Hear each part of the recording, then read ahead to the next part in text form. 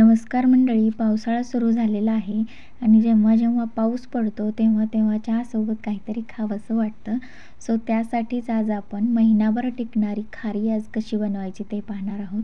चला तर पटकन सुरुवात करूयात रेसिपीला. त्याआधी चॅनलवर नवीन असाल तर चॅनलला सबस्क्राईब नक्की करा. चला सुरुवात करूयात. तर सर्वप्रथम खारी बनवण्यासाठी आपल्याला अर्धा किलो इथे मैदा आपण घेतलेला आहे. मैदा जो आहे तो व्यवस्थित चाळून घेतलेला आहे. आता त्यामध्ये आपल्याला चवीसाठी मीठ टाकून घ्यायचे.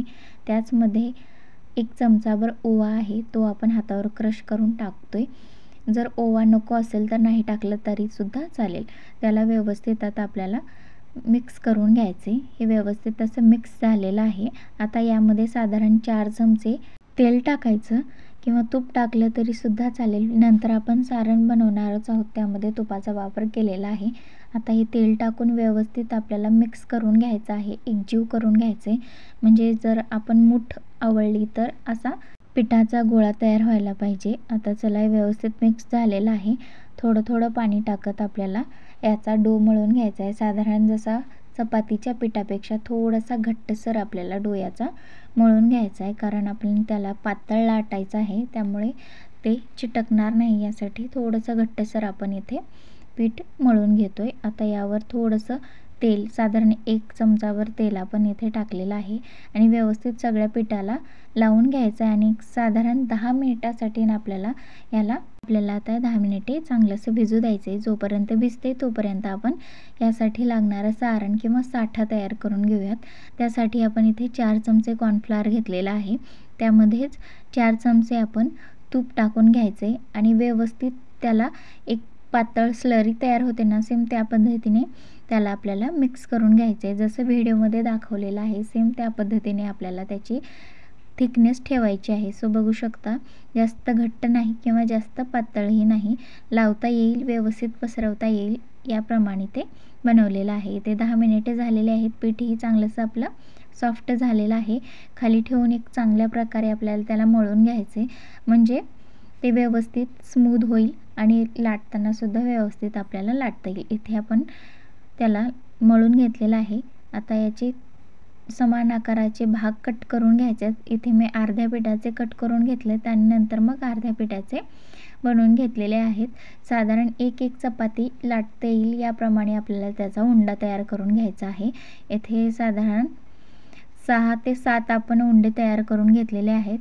ते आता साईडला ठेवूयात आणि एक उंडा घेऊन व्यवस्थित एकदम पातळ अशी त्याची चपाती आपल्याला लाटून घ्यायची आहे. अजिबात फोल्ड वगैरे काही न करता सिंपल फक्त त्याला लाटून घ्यायचं आहे आपल्याला, एकदम ट्रान्सपॅरंट होईसारखं. म्हणजे आपण जर हात खालून घातला तर व्यवस्थित आपला हात दिसायला पाहिजे इतका पातळ आपल्याला त्याला लाटून घ्यायचं आहे. व्हिडिओ तुम्ही बघू शकता, एकदम त्याच पद्धतीने आपण हे ते लाटून घेतलेलं आहे. म्हणजे आपला हात खालचा दिसतोय अशा पद्धतीने त्याला आपल्याला लाटून घ्यायचे. अशाच पद्धतीने सगळ्या ज्या लाट्या आहेत त्या आपल्याला लाटून घ्यायच्या आहेत. येथे लाटून घेतलेले आहेत मी.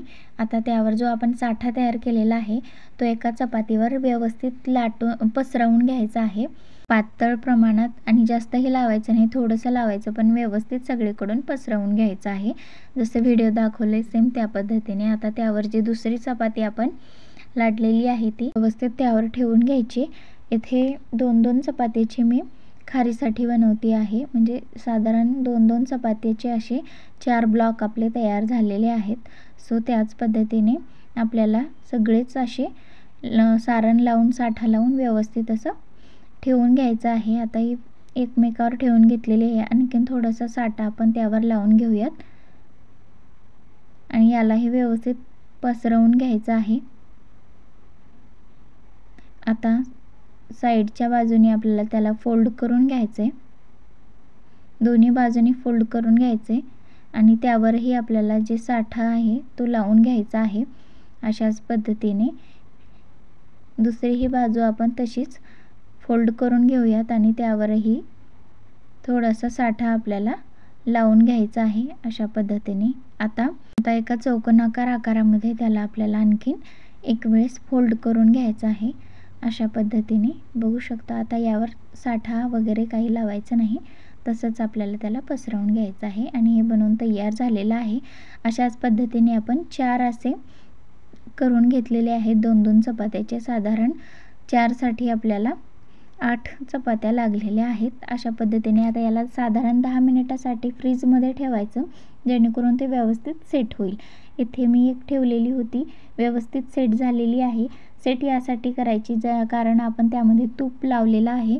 जर ते पातळ असेल तर मग चपाती आपल्याला ते व्यवस्थित लाटता येणार नाही.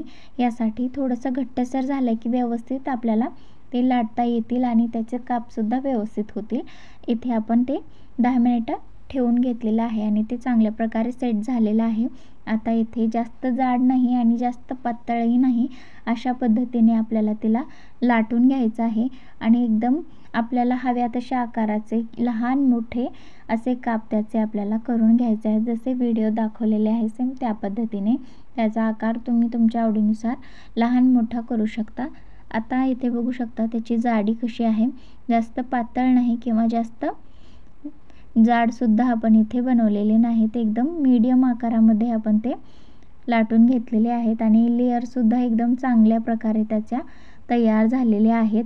अशा तुम्हाला दिसणार नाहीत, परंतु जेव्हा आपण तळायला टाकू तेव्हा तुम्हाला ते नक्कीच कळून जाईल. इथे बघू शकता तेल अजिबात जास्त गरम नाही, म्हणजे टाकल्याबरोबर आपली जी खारी आहे ते एकदम वर येत नाही. याचा अर्थ अगदी हलकंसं गरम तेल आपल्याला त्यासाठी लागणार आहे. जसं आपण बालुशाहीसाठी तेल गरम करतो सेम त्याप्रमाणे आपल्याला तेल हे गरम करून घ्यायचं आहे.